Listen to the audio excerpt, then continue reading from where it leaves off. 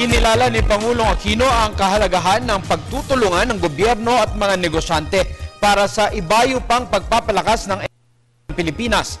Kaugnay nito, tiniyak din ng pamahalaan ang patuloy na paglago ng ekonomiya kasabay ng maayos na serbisyo publiko. Ang detalye sa ulat ni Rocky Ignacio live mula sa Malacanang.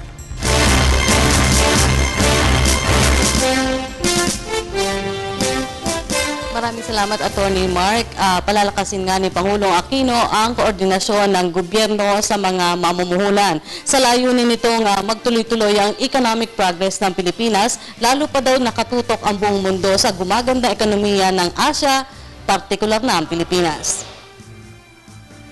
Tiniyak ni Pangulong Aquino ang pagpapalakas pa ng koordinasyon ng gobyerno sa mga entrepreneur sa pagtukoy ng iba pang mga potensyal sa larangan ng pamumuhunan. Sa kanyang mensahe sa mga delegado at participants ng Franchise Asia Philippines 2013, sinabi ng Pangulo na mahalaga ito lalo pat nakatutok ang mundo sa gumaganda ekonomiya ng Asia sa pangunguna ng Pilipinas. Nauna na nagtala ang Pilipinas ng 7.8 GDP growth sa first quarter ng taon at pagtamo ng investment grade status mula sa international credit rating agencies na Fitch at Standard & Poor's. Tema na Asia to the World to Asia, Driving Growth to Philippine nakasentro ang 2 araw na International Franchise Conference sa mga pinakabagong development sa larangan ng international franchising. Sa harap ng pang-ekonomiya, muling tiniyak na Aquino Administration ang pagsisikap ng pamahalaan na magtuloy-tuloy ang economic growth kasabay ng mabuting serbisyo. Ipinahayag ito ni Presidential Spokesperson Edwin Lacerda kaugnay na ipatutupad na quarterly cabinet performance assessment sa mga miyembro ng gabinete.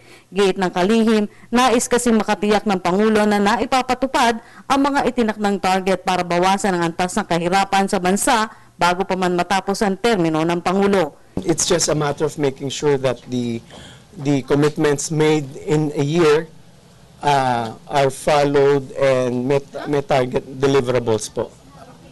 It's more for tracking the work done by each and every cabinet secretary.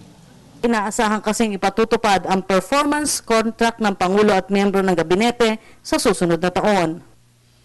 At yan po ating pag-uulat mula dito sa Malacanang sa tulong ng RTVM. Ako po si Rocky Ignacio para sa Telebisyon ng Bayan.